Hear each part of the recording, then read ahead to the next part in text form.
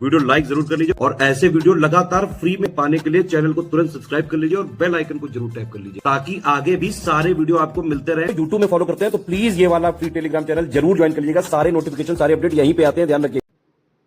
नमस्कार दोस्तों, exam preparation के यूट्यूब चैनल पर मैं प्रियंका एक बार फिर से आप सभी का बहुत बहुत स्वागत करती हूं। आज की क्लास में हम लोग तुगलक वंश पढ़ने वाले हैं। मध्यकालीन भारत का इतिहास डेली दोपहर 1 बजे जीएस की क्लास आ रही है, जिसमें अभी हिस्ट्री में हम लोग मिडिवल हिस्ट्री कर रहे हैं और मॉडर्न हिस्ट्री कंप्लीट हो चुकी है। इससे पहले आपकी जो भी क्लासेस हैं वो वीडियोस मिल जाएंगे इसी चैनल पर, आप विजिट कर सकते हैं। इसके साथ ही जो बच्चे पेड कोर्स में इंटरेस्टेड हैं, आप UP PCS prelims plus mains की तैयारी करना चाहते हैं या फिर आरओ मेंस की तैयारी करना चाहते हैं और न्यू वैकेंसी भी आ रही है, आरओ बीईओ की वैकेंसी या एलटी ग्रेड की, सभी का कोर्स चल रहा है और सब पे 50% का डिस्काउंट चल रहा है 15 अगस्त तक। तो आप जो भी कोर्स ज्वाइन करेंगे आपको तुरंत 50% का डिस्काउंट मिल जाएगा।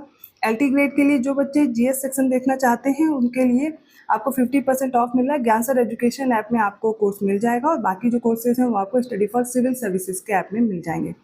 आप कोई भी कोर्स परचेज करेंगे 50% का डिस्काउंट सब पे मिलेगा और यूपी SSC पेट एग्ज़ाम के लिए 80% का डिस्काउंट दिया जा रहा है। मात्र 199 रुपये में आप तैयारी कर सकते हैं पेट एग्ज़ाम की और इसके साथ ही जो 25 टेस्ट सीरीज़ हैं यूपी SSC पेट के लिए मात्र 99 रुपये में दी जा रही हैं। तो कम समय में बेहतर मार्क्स आप ला सकते हैं तैयारी करके। ठीक है, सारी जानकारी मैंने दे दी है, नंबर्स हैं, इन पर कॉन्टैक्ट करके या फिर आप ऐप डाउनलोड कर लीजिए, उससे आपको कोर्स अवेलेबल करा दिया जाएगा। तो आज हम लोग पढ़ने वाले हैं तुगलक वंश के बारे में, जिन्होंने सबसे लंबे समय तक शासन किया। ये मैं पहले भी बता चुकी हूँ और इनका समय था 1320 से 1412 ईस्वी तक। इससे पहले की जो क्लासेस हैं उनको ज़रूर देख लीजिएगा। जिनको भी प्रिपरेशन करना है आगे एग्जाम्स के लिए, जीएस सेक्शन देखना है, वो चाहे यूपी पीसीएस हो, आरओ कोई भी एग्जाम हो, जीएस सब में पूछी जाती है और जीएस के ये सेक्शन इंपॉर्टेंट हो जाते हैं। ठीक है, इसका संस्थापक कौन था तुगलक वंश का? तो गियासुद्दीन तुगलक था। अंतिम शासक नासिरुद्दीन महमूद था और जाति से ये तुर्क थे। इनकी कालावधि दी गई है। तो सबसे पहले जो इसका संस्थापक है गियासुद्दीन तुगलक, वो 1320 से 1325 ईस्वी तक रहता है। उपाधियां पूछी जाती हैं इसलिए उपाधियां देखेंगे। अल शहीद है। मोहम्मद बिन तुगलक के सिक्कों पर गियासुद्दीन की उपाधि मिलती है, कौन सी? अल शहीद की। इसके बाद दो महत्वपूर्ण शासक हमें पढ़ने हैं जिनसे प्रश्न बनते हैं। पहला मोहम्मद बिन तुगलक जो 1325 से 1351 ईस्वी तक रहता है। इसका मूल नाम था मलिक फखरुद्दीन जौना खां, उपनाम था अबुल मजाहिद। उपाधि क्या ली थी? उलूग खां की ली थी, अल सुल्तान की ली थी, अल सुल्तान जिल्ली इलाह की। ठीक है, ये पूरी उपाधि थी इसकी। मोहम्मद बिन तुगलक जैन जिन प्रभात सूर्य के साथ विचार विमर्श करता था। ये गंगा जल पीने वाला और होली मनाने वाला पहला सुल्तान भी था।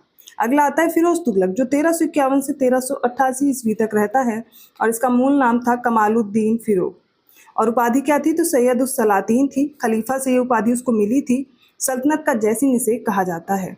उसे सल्तनत का अकबर किसने कहा है? तो इतिहासकार हैं एल्फिंस्टन और इलियट, इन्होंने इसको सल्तनत का अकबर कहा है। और फिरोज एक निर्वाचित सुल्तान था। आपसे प्रश्न पूछा जा सकता है कौन सा सुल्तान निर्वाचित किया गया था? तो फिरोज तुगलक का आप नाम याद रखेंगे।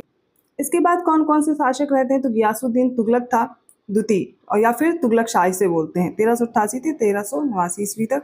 अबू बकर शाह 1389 से 90 तक और नासिरुद्दीन मोहम्मद शाह 1390 टू 94। अलाउद्दीन सिकंदर शाह 1394 और अंतिम जो सुल्तान है वो कौन सा? नासिरुद्दीन महमूद है। 1394 से 1412 ईस्वी तक रहता है। तुगलक वंश का अंतिम सुल्तान था और इसका वजीर था मल्लू इकबाल। ये क्रम जो मैंने बता दिया है, उपाधि बता दी है, इनको अच्छे से याद रखिए। क्रोनोलॉजी भी याद रखिए कि पहले कौन सा शासक आता है और उसके बाद में कौन सा था। तुगलक वंश में जो इसका संस्थापक था गियासुद्दीन तुगलक, सबसे पहले उसके बारे में ही जानना है। तो 1320 से 1325 ईस्वी 5 साल तक रहता है। इसकी उपाधि थी अल शहीद। मोहम्मद बिन तुगलक के सिक्कों पर इसकी गियासुद्दीन की उपाधि मिलती है और वास्तविक नाम था गाजी मलिक। तुगलक वंश का संस्थापक है और ये गाजी मलिक या तुगलक गाजी गियासुद्दीन तुगलक के नाम से दिल्ली के सिंहासन पर बैठा था 8 सितंबर 1320 में। तो 8 सितंबर 1320 से शासन करना शुरू करता है और इसका पहला अभियान था 1321 में तेलंगाना या वारंगल का अभियान। इसके बाद 1324 में बंगाल अभियान भी याद रखना है, गियासुद्दीन तुगलक और जफर खान ने किया था। बंगाल अभियान गियासुद्दीन तुगलक का ये अंतिम अभियान था। इसकी माता पिता के बारे में देखेंगे तो इनकी माता हिंदू जाट महिला थी।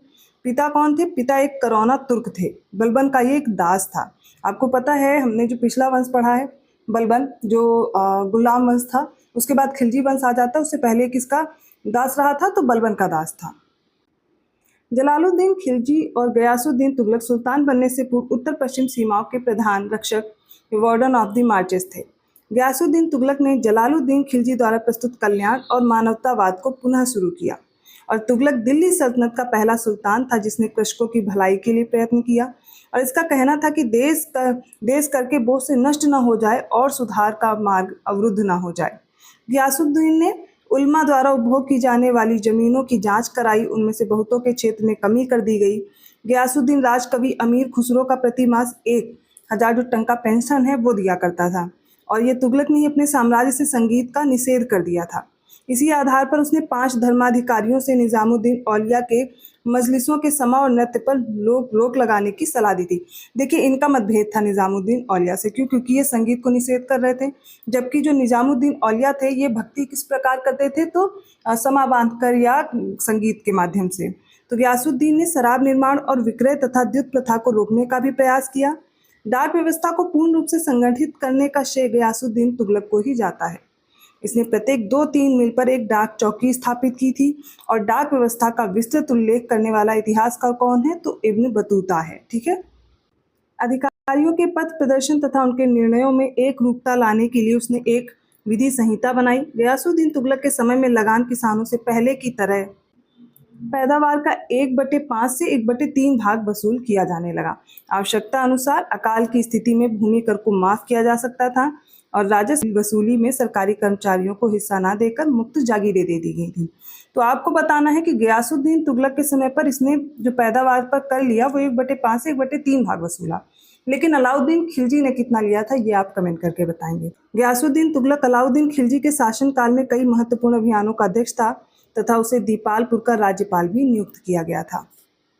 गयासुद्दीन तुगलक इम्पॉर्टेंट है, लेकिन उसके बाद हमें सबसे ज़्यादा जो प्रश्न पूछे जाते हैं वो मोहम्मद बिन तुगलक और फिरोज तुगलक से पूछे जाते हैं। मोहम्मद बिन तुगलक 1325 से 1351 तक रहता। इसका मूल नाम था मलिक फखरुद्दीन जौना खां, उपनाम था अबुल मजाहिद और बलबन के लाल भवन में इसने अपना राज्याभिषेक कराया था। उलूग खां की उपाधि लेता है। अल सुल्तान जिल्ली इलाह की जो उपाधि इसने ली थी, इसने सिक्कों पर इस उपाधि का उल्लेख भी किया है। पिता का नाम था गयासुद्दीन तुगलक और इसकी मृत्यु 20 मार्च 1351 में हुई थी और इसकी मृत्यु पर बदायूनी ने क्या लिखा है, सुल्तान को उसकी प्रजा से और प्रजा को अपने सुल्तान से मुक्ति मिल गई। ठीक है, ये क्यों कहा ये हम लोग आगे डिस्कस करेंगे कल की क्लास में।